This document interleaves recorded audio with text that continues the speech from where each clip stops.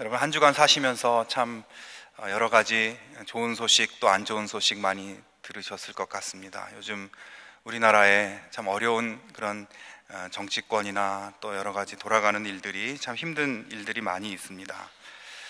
우리가 살아가는 형편들도 참 쉽지만은 않은 것 같습니다. 우리가 신방을 해보면 우리 성도들의 삶의 형편이 좋아지기보다는 좀 힘들어지고 또 어려운 분들이 참 많은 것 같은데, 이런 때일수록 우리가 함께 기도해야 될 것을 느낍니다. 우리가 인생의 곤란과 어려움을 겪을 때 여러분은 어떻게 그 곤란과 어려움을 극복해 나가십니까? 내 힘으로, 정말 내 힘으로 어떻게 할 수 없는 그런 문제가 계속 닥쳐오고 또 생각하면 막막하기만 할 때 여러분은 누구를 찾아서 어디로 가서 그런 부분들을 극복해 나가고 있습니까? 오늘 성경 말씀은 바로 그러한 상황 가운데 있는, 정말 어떻게 할 수 없는, 우리의 힘으로는 어찌할 수 없는 그런 곤란과 위기에 있을 때 그것을 구원해 내시는 하나님의 놀라운 구원 역사를 보여주고 있습니다. 즉, 큰 위기와 어려움 속에 있는 하나님의 백성이 어떻게 그 위기와 어려움에서 탈출하고 승리하게 되는지를 오늘 말씀은 보여주고 있습니다. 오늘 본문의 이스라엘 백성들은 민족의 생존이 끊어질 만한 그런 아주 중대한 위기에 서 있었습니다. 바로 블레셋이라고 하는 그 이스라엘을 둘러싸고 있는 강력한 이방 민족이 이스라엘을 공격하고 또 압박해 오고 있는 것입니다. 그런데 오늘 본문 이전에 이미 이스라엘은 블레셋에게 처참한 패배를 여러 번 경험한 것을 성경에서 볼 수 있습니다. 사무엘 4장에도 블레셋에 의해서 고난을 겪는 이스라엘의 모습이 나오고 있는데요, 이스라엘은 블레셋의 공격을 받아서 크게 패하고 3만 명이나 되는 군사들을 잃게 되었다고, 이스라엘 군대가 다 사륙을 당하였다고 그렇게 기록하고 있습니다. 그리고 남은 사람들도 다 뿔뿔이 흩어져 버렸고, 또 이스라엘 민족이 정말 그들의 자존심이 들어있고 정체감이 들어있는 생명처럼 소중히 여기는 하나님의 언약궤를 블레셋 민족에게 빼앗기는 사건도 벌어집니다. 그리고 그들의 지도자들이 다 죽임을 당하게 됩니다. 이스라엘 백성이 정말 위기에 들어가게 된 거죠. 그러한 엄청난 패배와 처절한 죽임과 약탈을 당했던 이스라엘 민족이 오늘 본문에서 또다시 블레셋의 공격과 침략을 받아서 위기 가운데 서 있습니다.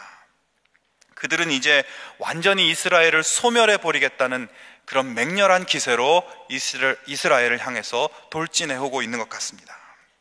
지금 이스라엘에게는 그들과 맞서 싸울 군대도 없습니다. 그들을 도와줄 그런 어떤 외국의 힘을 도울 수 있는 그런 외국의 힘도 없습니다. 그들에게 닥친 이 위기를 극복할 수 있는 방법이 전혀 그들에게 있지 않은 것입니다. 그런데 바로 그때 하나님께서는 사무엘을 통해서 그들을 하나님의 구원의 길로 인도해 주고 계십니다. 여기서 우리는 사람의 힘으로 벗어날 수 없는 문제와 위기에서 건져주시는 하나님의 구원과 승리의 역사, 그 구원의 역사 속에 나타나는 몇 가지 원리를 발견할 수 있습니다. 우리가 정말 살아가면서 우리의 힘으로 극복할 수 없는, 어쩔 수 없는 그런 위기에 직면했을 때 우리 하나님의 백성들은 그것을 어떻게 돌파하고 이겨낼 수 있을 것인가 하는 그 신앙의 원리를 보여주고 있다는 말씀입니다. 고난과 위기에서 벗어나 구원과 승리의 축복을 받을 수 있는 첫 번째 그 원리는 하나님 앞에 있는 죄를 제거하는 그런 회개의 원리입니다. 우리가 읽지는 않았지만 본문 7장 3절에서 사무엘은 블레셋의 공격으로 이제 그 민족이 소멸해가는 그런 위기 가운데 있는 이 민족을 향해서 이렇게 얘기하고 있습니다. 이방신들과 아스다롯을 너희 중에서 제거하고 너희 마음을 여호와께로 향하여 그만을 섬기라. 그리하면 너희를 블레셋 사람의 손에서 건져내리라. 이렇게 선포하고 있습니다. 블레셋 사람의 손에서 건져내리라 이렇게 말씀하시는데, 그렇게 블레셋 사람의 손에서 건져냄을 받는, 구원을 받는 첫 번째 단계는 그들 가운데 있는 우상을 제거하라는 것이었습니다. 그들 가운데 있는 죄악을 제거하라는 명령입니다. 자, 우리 예수님께서도 이 땅에 오셔서 여러 가지 말씀을 많이 선포해 주셨는데, 예수님의 첫 번째 외침, 첫 번째 메시지는 무엇이었습니까? 그것은 바로 회개하라, 하나님의 나라가 가까이 왔다라고 하는 선포입니다. 예수님이 세상에 오셔서 많은 말씀을 하셨는데, 그 중에서 첫 번째 외침, 첫 번째 메시지는, 백성들을 향한 첫 번째 메시지는 회개하라는 말씀이었다는 것입니다. 여기에는 중요한 의미가 있는 것 같아요. 그것은 우리의 신앙생활의 가장 최우선순위, 우리가 구원으로 나아가는 첫 번째 걸음은 바로 하나님 앞에 우리의 모든 죄악된 것들을 제거하는, 참회하고 회개하는 것에 있다는 것입니다. 여기에 우선순위가 있다는 그 중요한 의미를 예수님께서도 보여주고 있는 것입니다. 구원과 회복의 시작은 회개에 있습니다. 오늘 말씀 가운데 사무엘은 이제 이스라엘의 마지막 사사로 처음 등장하게 되는데, 처음 등장한 이 사무엘도 마찬가지로 무엇보다도 먼저 이스라엘 백성들에게 바알과 아스타롯 우상을 섬기는 그 죄악을 너희 가운데 제거하라고 외치고 있습니다. 그것이 제거되지 않으면, 그 죄악을 회개하지 않으면 너희들은 아무것도 되지 않는다, 구원으로 나아갈 수가 없다는 겁니다. 그들이 섬겼던 바알과 아스타롯은 어떤 신입니까? 그것은 가나안 민족이 섬겼던 신인데, 그 신은 풍요와 다산을 관장하는 그런 신입니다. 농사를 짓는 민족에게 필요한 신이죠. 자, 이집트에서 400년 동안 종살이, 노예살이를 하다가 하나님의 역사하심으로 풀려나게 됐습니다. 하나님의 인도하심으로 이집트를 탈출해서 이제 가나안에 정착한 이스라엘 민족은 그들을 구원시켜주고 탈출하게 해주고 이스라엘에 정착하게 해준 하나님을 더 열심히 섬기고 하나님만을 예배해야 하는데, 이제 가나안에 정착해 보니까 그들의 현실은 이제 농사를 짓고 농사의 풍성한 결실을 누려야 하는 그러한 당면한 과제를 바라보니까, 지금까지 섬겨왔던 하나님보다는 농사를 짓는데 풍요를 가져다주는, 다산을 가져다주는 풍요의 신 바알과 아스타롯이 더 좋아 보이고 그것을 섬겨야만 복을 받게 될 것 같은 생각이 들었습니다.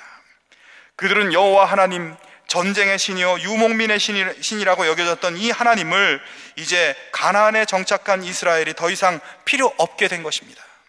적당히 비를 내려주고 풍요를 가져다주는 새로운 신, 농사의 신, 풍요의 신 바알과 아스타롯이 필요했고 그들을 선택한 거예요. 하나님 편에서 보면 참 가증스러운 행동입니다.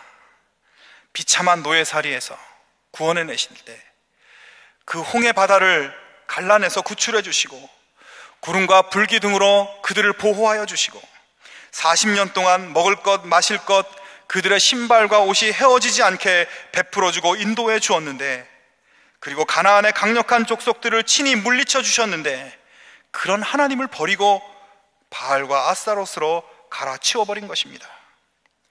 바알 우상이 더 의지할 만하고 풍요를 가져다 줄 것이라고 마음을 바꿔먹은 거예요. 어떻게 이 죄악을 용서받을 수 있겠습니까? 자, 그런 이스라엘 백성들이 구원받기 위해서는 먼저 우상을 섬기는, 하나님 아닌 다른 신을 섬기는 이 죄악을 씻어내야만 하는 것입니다. 그들이 미스바에 모입니다. 그곳에서 금식하며 가슴을 치며 우리가 여호와께 범죄하였습니다, 이렇게 자복하며 물을 붓고 참회의 집회를 올려드리고 있습니다. 여기서 물을 붓는 이 예식은 죄를 씻어서 흘러보낸다는 의미입니다. 금식했다는 것은 목숨을 걸고 이 회개의 집회에, 참회의 집회에 목숨을 걸고 나아갔다는 것입니다. 이스라엘 민족이 모두 모여서 목숨을 걸고 금식하며 참회의 눈물을 흘리며 죄를 씻어 제거하는 이 참회의 예배를 하나님께 올려드리고 있는 장면을 오늘 말씀 속에서 볼 수 있습니다. 성도 여러분, 지금 고난과 위기에서 회복과 구원의 역사를 바라고 계십니까? 내 힘으로 어떻게 해볼 수 없는 그런 어려움 가운데 있으면서 그곳에서 벗어나기를 원하십니까? 먼저 참회의 눈물로, 이스라엘 백성처럼 참회의 눈물로 하나님 앞에 나아가실 수 있기를 바랍니다.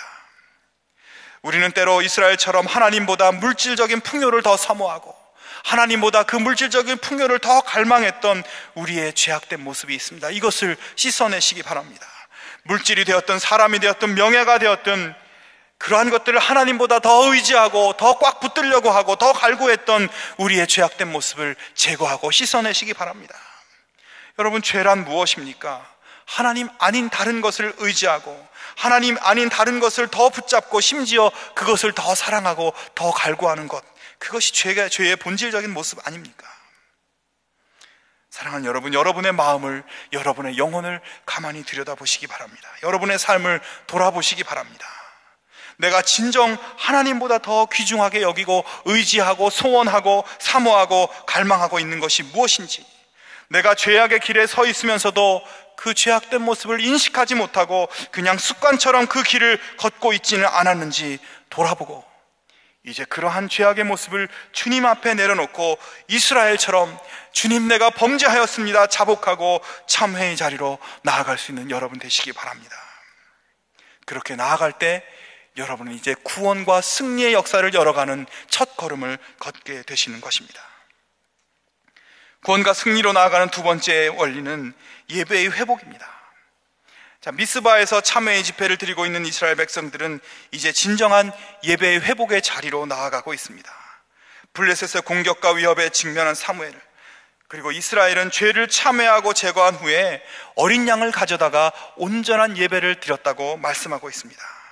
젖 먹는 어린 양, 이제 태어난 지 얼마 안 되는 순결하고 순결한 그 어린 양으로 온전한 번제를 드리고 있습니다. 여기서 온전한 번제를 드린다는 것은 전적인 섬김, 전적인 헌신, 마음을 온전히 다해서 하나님 앞에 예배하고 섬긴다는 의미가 담겨 있습니다. 이 번제라고 하는 제사는 이 제물되는 짐승을 통째로 다 하나님 앞에 태워서 올려드리는 예배입니다. 구약시대의 이스라엘에는 여러 가지 종류의 예배가 있었는데, 이 번제가 아닌 다른 예배들은 이 짐승들에서 기름을 떼어내서 기름을 태우고 나머지 고기는 제사장들과 사람들이 나누어 먹을 수 있도록 되어 있었습니다.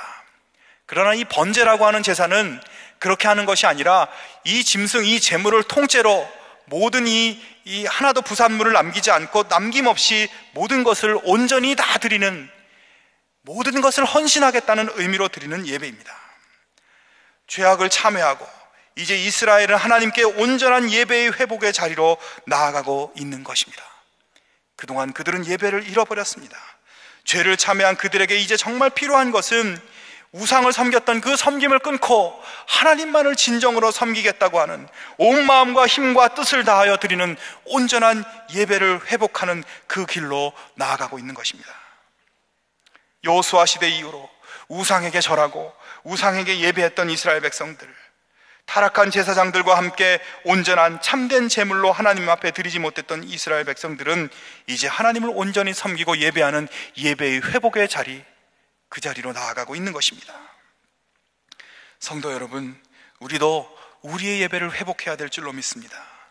오늘 많은 크리스찬들이 예배를 통해서 하나님께 진정한 찬양과 경배를 드리는 여기에 집중하기보다는 예배를 통해서 무언가 나의 피로를 채우고 무언가 보상을 받는 그런 것을 기대하고 있는 사람들이 많이 있습니다. 성도 여러분, 진정 하나님의 은혜에 감사하며 내 마음과 뜻과 정성을 다해서 하나님 앞에 예배하고 있습니까? 하나님을 섬기고 경배하고 찬양하며 높여드리는 그 예배 가운데 우리의 마음을 담아서 진정으로 드리고 있습니까? 예배를 통해서 내 필요가 채워지기를 바라는 마음으로 혹시 예배 드리고 있지는 않습니까? 세상 사는 것이 힘들고 어렵더라도 하나님의 은혜에 감사하며 주님께 마음을 바치고 중심을 바치고 경배와 섬김을 바치는 그 마음으로 예배 드리고 있습니까? 이 예배라는 말의 뜻에는 여러 가지 의미들이 있는데 그 중에 하나가 서비스라는 그런 뜻이 있어요. 그 의미는 아마도 하나님의 백성들이 하나님께 온전히 섬기는, 서비스한다는 뜻일 것입니다. 그런데 요즘은 하나님께 서비스하는 것이 아니라 예배자들이 하나님의 서비스를 받으려고 나오고 있지는 않습니까? 우리의 예배가 온전한 예배, 어린 양을 통째로 태워드리는 예배, 아니 우리의 온 마음과 우리 자신을 통째로 드리는 온전한 예배, 전심을 다하는 예배, 중심의 예배로 우리의 예배가 변화되어야 할 것입니다. 예배 시간에 드리는 우리의 찬양, 예배 시간에 드리는 우리의 기도, 우리의 고백, 그것에 정성과 중심이 담겨져 있어야 합니다. 우리의 형식적이고 습관적인 모습을 이제 버려야 합니다. 그렇게 하나님을 섬기고 예배할 때 우리는 우리가 상상할 수 없는 놀라운 하나님의 승리의 역사를, 구원의 역사를 경험하게 될 것입니다. 구원과 승리와 회복을 위한 또 한 가지 단계는 부르짖는 간구, 그 기도의 간구입니다. 9절 말씀에 보면 여호와께 부르짖음에 여호와께서 응답하셨다고 기록하고 있습니다. 하나님께 부르짖음에 하나님께서 응답하셨다. 아주 짧은 그런 말씀이지만 블레셋의 무참한 공격 앞에서 무기력하게 죽을 수밖에 없는 그런 위기 속에서 그들이 할 수 있는 유일한 탈출구는 부르짖는 기도였습니다.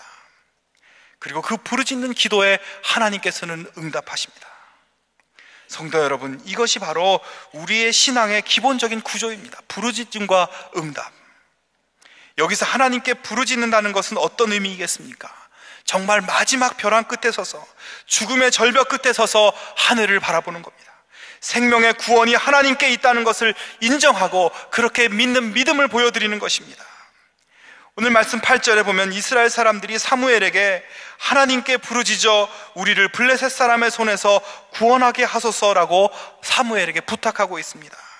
이 말은 무엇입니까? 이스라엘 백성들이 하나님께 부르짖으면 하나님이 구원해 주실 것이니까 사무엘이여 그렇게 부르짖어 달라는 것입니다.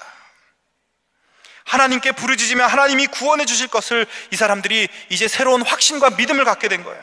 그들에게 하나님께만 구원이 있다는 것을 믿는 믿음이 생겼다는 것입니다. 하나님께 부르짖는다는 것은 나는 부족하다, 나는 나를 구원할 수 없다, 돈이 나를 구원할 수 없고 사람이 나를 구원할 수 없고 하나님만이 나의 생명이고 하나님만이 나의 구원자라는 것을 인정하는 것, 하나님께 두 손 들어 항복하고 나오는 것, 하나님만이 믿을 만한 분이라는 것, 그것을 인정하는 것입니다. 부르짖는다는 것은 바로 그런 뜻입니다. 반대로 부르짖지 않는 사람은 아직 힘이 남아있는 사람이에요. 죽기 살기로 부르짖지 않아도, 그렇게 간구하고 애타게 기도하지 않아도 아직 내가 할 수 있는 힘이 남아있는 거예요. 부르짖지 않아도 돈으로 내 주변의 사람들이 도와주면 된다고 생각하는 그런 사람입니다. 또한 기도를 허구라고 생각하고 기도해도 하나님이 듣지 않으시고 돌보지 않으시고 기도해도 하나님이 응답하지 않으신다고 생각하는 사람, 믿음이 없는 사람입니다. 하나님은 항복하고 하나님을 인정하고 하나님만이 생명과 구원의 축복의 근원이요 실제로 나에게 구원과 생명과 축복을 주시는 유일하신 하나님이시라는 것을 인정하고 하나님께 부르짖어 기도하는 그 기도를 들어 응답하시는 분이십니다. 이것이 성경의 원리입니다. 우리 신앙의 본질입니다. 성도 여러분, 기도의 자리로 나아가시기 바랍니다. 부르짖어 간구하시기 바랍니다. 하나님은 부르짖어 간구하는 자기 백성들의 기도를 외면하는 분이 아니십니다. 그 기도를 들으시는 분입니다. 그 부르짖는 기도를 들으시고 응답하시고 행동하는 분이십니다. 죄를 자복하고 온전한 예배를 드리고 부르짖어 간구하는 이스라엘 백성들에게 하나님은 어떻게 응답하셨습니까? 강력하고 견고한 군대로 쳐들어오는 블레셋 군대, 하나님께서는 저들에게 큰 천둥과 번개를 발하여 그들을 흩어버리셨습니다. 자, 이스라엘 편에서는 하나님께서 천둥과 번개로 블레셋 백성을 물리치셨기에 그들은 칼 한 번 휘두르지 않고 하나님께서 직접 블레셋을 밟아 이겨주신 그 승리하심을 선물로 받게 되었습니다. 그들을 구원해 주셨습니다. 하나님이 하신 것입니다. 성도 여러분, 오늘 우리가 나눈 이 본문 말씀은 성경 속에 있는 하나의 작은 사건에 불과하지만 이 안에 우리의 신앙의 원리가 다 들어있는 거예요. 어려운 일, 고난과 위기, 내 힘으로 어떻게 해볼 수 없는 그 막막한 그 큰 문제, 마치 벽처럼 느껴지는 삶의 무게 앞에서 우리들은 조용히 하나님 앞에 나아가 나의 삶 속에, 마음 속에, 영혼 속에 젖어있는 그 죄악된 것을 드러내고 그것을 씻어버리고 그것을 제거하는, 자복하고 참회하는 그 자리로 나아가야 할 것입니다. 그리고 우리의 불성실한 예배, 정성과 진정과 진심이 빠져있는 예배, 마음과 뜻과 정성을 다해 감사하고 올려드리는 진정한 찬양과 경배가 있지 않은 그러한 예배에서 내 모든 것을 다 드려 헌신하고 섬기는, 중심을 드리는 온전한 예배로 회복되어야 할 것입니다. 하나님만이 생명의 근원이요 구원의 근원이요 축복의 근원임을 인정하고 부르짖어 간구하는 기도의 자리로 나아가야 할 것입니다. 하나님은 부르짖을 때 응답하시는 분이십니다. 성도 여러분, 진정한 참회와 온전한 예배의 회복과 부르짖는 간구가 없어서는 응답의 축복, 구원과 생명의 축복을 누릴 수가 없습니다. 요즘 우리가 참 살기 힘듭니다. 그런데 하나님께서는 그런 우리의 삶의 형편을 잘 알고 계십니다. 그 하나님을 바라보고 회개와 예배와 간구함으로 나아갈 때 하나님께서는 우리가 생각하지 못한, 상상하지 못한 하나님의 방법으로 하나님께서 직접 역사하셔서 놀라운 승리를 우리들에게 갖게 하실 것입니다. 이러한 놀라운 승리를 얻은 사무엘과 이스라엘 백성들은 그 구원의 승리를 얻은 이후에 한 가지 독특한 행동을 하고 있습니다. 그것은 그 승리의 현장에 기념비를 세우는 겁니다. 그리고 하나님께서 여기까지 우리를 도우셨다는 뜻으로 에벤에셀이라는 이름을 칭합니다. 승리의 기념비를 세우면서 하나님께서 도와주셔서 이겼다는 의미로 그 돌비를 세우는 거예요. 여러분, 사람이 죽으면 그 묘지에 비석을 세웁니다. 비석에 뭐라고 새기죠? 거기에 이름을 새기. 그리고 이 사람이 언제, 여기 묻혀있는 사람이 언제 태어나서 언제 돌아가셨다는 기록도 새기고, 또 그분이 좋아했던 성경 말씀도 새겨놓습니다. 그리고 그분의 후손들의 이름도 새겨놓습니다. 자, 왜 그렇게 할까 저는 생각해 보았더니 아마도 후대 사람들이 그곳에 오면, 아, 여기 우리 할아버지, 우리 할머니, 우리 조상님 누가 묻혀 계시고 그분이 언제 돌아가셨고 그분이 어떤 말씀을 붙들고 살아오셨는지를 그 후손들이 알게 되겠죠. 오늘 사무엘은 이 놀라운 승리, 하나님께서 직접 역사하셔서 천둥과 번개를 발하여 블레셋을 뒤집어 엎으신 이 기적적인 구원의 사건을 대대손손 기억하게 하려는 뜻으로 여기에 승리의 기념비를 세우고 있습니다. 자, 사실 이스라엘 백성들이 여러 가지 이 하나님 앞에서 부족한 모습을 보여드리고 있는데 그 큰 문제 중에 하나가 이 백성들이 하나님의 구원 역사를 금방 망각하고 잊어버린다는 거예요. 홍해를 가르고 만나와 메추라기로 먹여주시고 반석을 쪼개어 물을 주시고 아말렉을 쳐부숴 주시고 가나안 족속들을 물리치고 그 땅에 정착하는 그 놀라운 구원의 역사를 그들에게 경험하게 하시고 체험케 하셨지만 그들은 끊임없이 그 기억을 묻어버리고 하나님을 버리고 이방 우상을 섬기고 죄악을 저지르는 죽음의 길로 나아가고 있습니다. 사무엘은 이스라엘 백성들이 지금은 이 미스바에서 회개하고 예배를 회복하고 부르짖어 기도함으로 승리의 역사를 얻게 되었지만 이제 머지않아 또 옛날처럼 그 승리의 역사, 하나님이 베푸신 그 구원의 역사를 망각하고 잊어버리고 또다시 옛날로 돌아갈 것을 염려하였습니다. 그것을 대비하여 하나님이 여기까지 도와주셨다, 에벤에셀에 하나님이 함께 하셨다, 그 승리의 기념비를 여기에 세우고 있는 것입니다. 아마도 이제 미래의 이스라엘의 세대들은 이 에벤에셀의 기념비를 보고 도와주신 하나님의 은혜, 어떻게 하나님이 역사하셨는지, 어떻게 도와주셨는지를 기억하고 돌아보고 마음에 새기게 되었을 것입니다.